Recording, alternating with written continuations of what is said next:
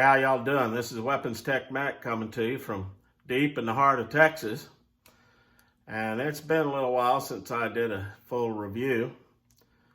Been out shooting a lot, so I got a bunch of stuff that I can kind of go over the next couple of weeks. A bunch of new guns to cover. And tonight, I'm going to be looking at this Smith & Wesson M&P 9 Shield Performance Center. So first off, we'll verify that everything's empty, nothing in the tube. This is one of my favorite carry guns. Extremely accurate shooter. Okay, so this is a 9mm. Let's go ahead and do the breakdown here. Capacity is 7+1 or 8. Now, I picked this up from a soldier for $400. And he was PCSing and he didn't have much of anything except one magazine. And so I got this magazine. Now I've had other shields before and I've got various different mags for them, but I don't have the 7 flush mount mag. I need to get one, I guess. It makes it a little more concealable, but this is the 8-round mag.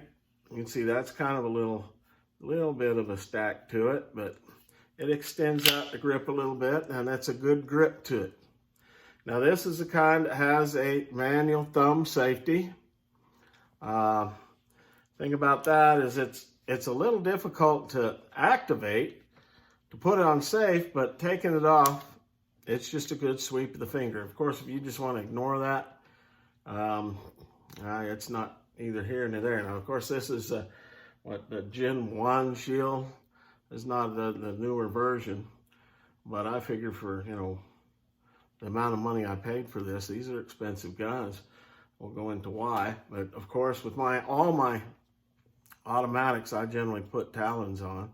And so this makes this pistol really nice to hold on to. So anyway, I was going to run down the basics of it. 7+1 or 8+1.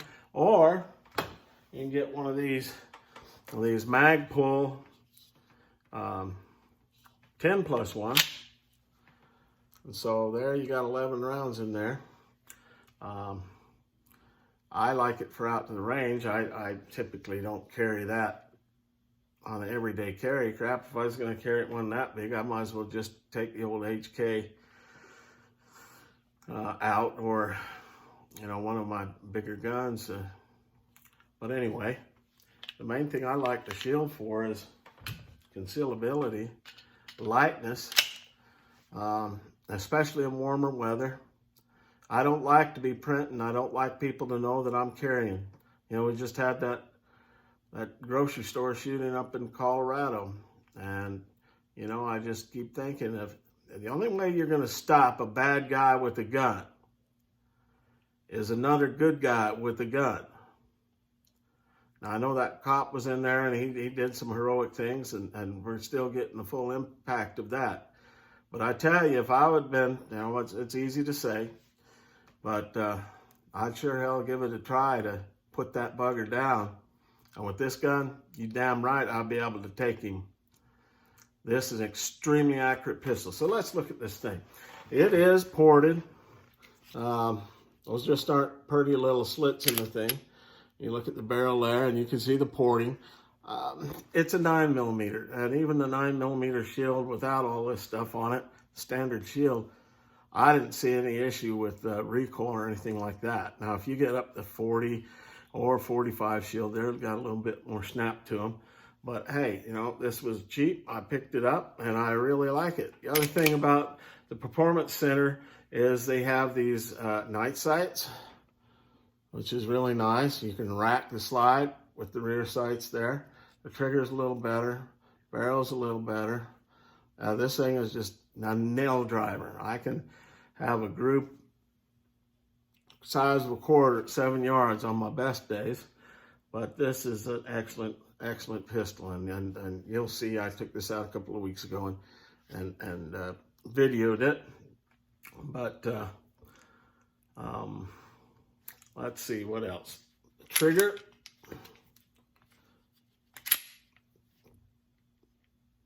Nice trigger, probably about 5.5 pounds.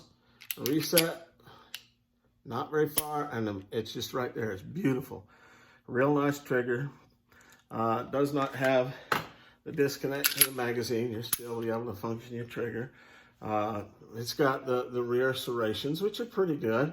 It doesn't have anything on the front. And of course, it doesn't have any rails or anything like that. This is a deep kind of concealed carry gun.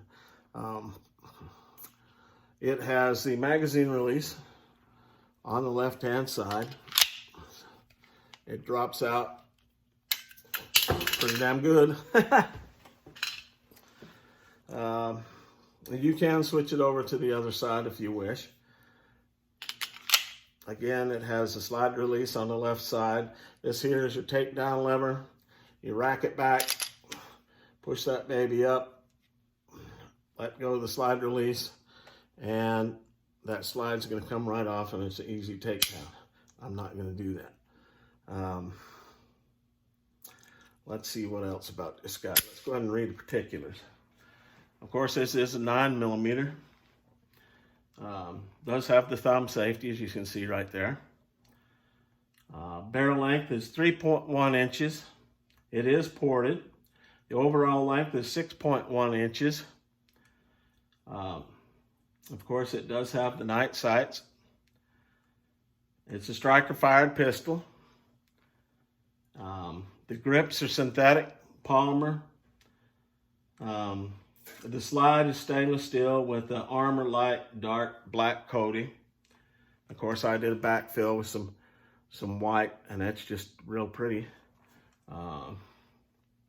Frame finish is matte black. It weighs 18.2 ounces empty. That's pretty darn light. And it's just a really fun pistol to go shoot. Now what I'm going to do is I'm going to kind of take us down here and we'll look at it compared to some of the other pistols that somebody might consider a concealed carry, and compare it. Now again, this is basically a single stack pistol, so you've got the 7.1 or the 8+1, and so you're not going to be having all kinds of rounds. Say if you had a Glock 26 or something of that nature. All right, so we'll compare it with some other pistols of the same type, and then I'll come back and do kind of a breakdown, finish up, and there it is. All right, so let's take a little closer look. So you can really take a good look at him. You see those rear striations, pretty good. It's easy to slide back. Of course, if you get one of the new Shield EZs, it's just so much easier to rack that slide. And so if you've got ladies that don't have quite the hand or the wrist strength, or older folks with arthritis, things of that nature, those EZ Shields are just beautiful guns, whether it's in 9 or 380. And of course this side, see the takedown lever, the slide stop, the safety, magazine release. Just a really good gun. Take a look at the night sights.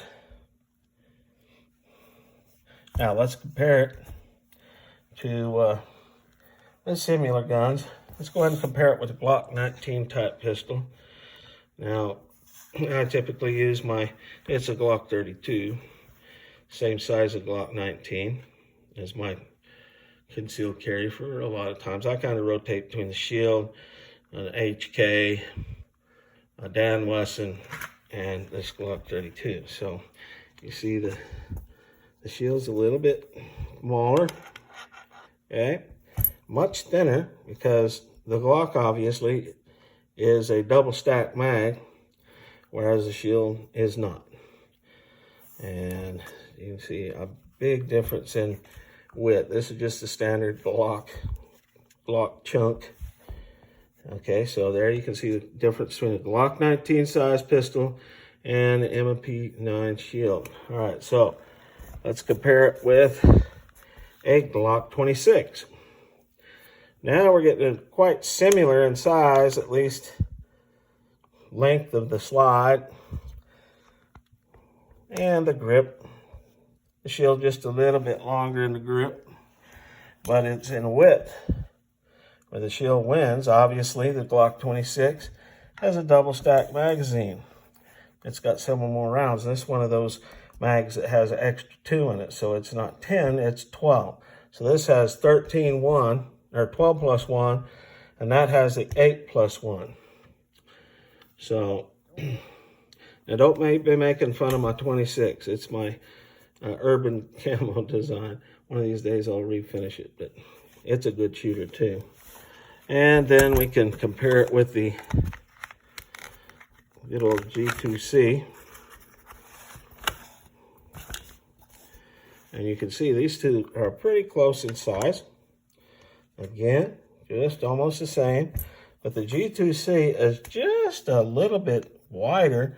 And one of the things that I've been impressed with Taurus is they've squoze that 12 round magazine in there, and its width is not that much more than the Shield. So Taurus has done pretty good job of getting a double stack magazine in there and keeping it fairly compact.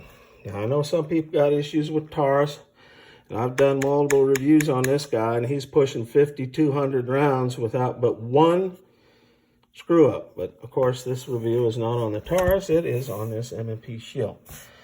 All right, so what I'm going to do is we'll go ahead and show you the range time, and then we'll do kind of a wrap up and what do I think of this guy. Here we go.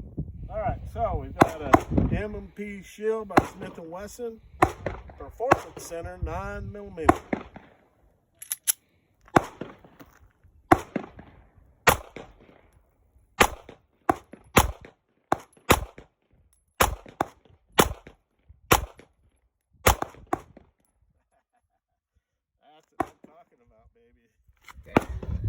Yeah, the Shield tore it up.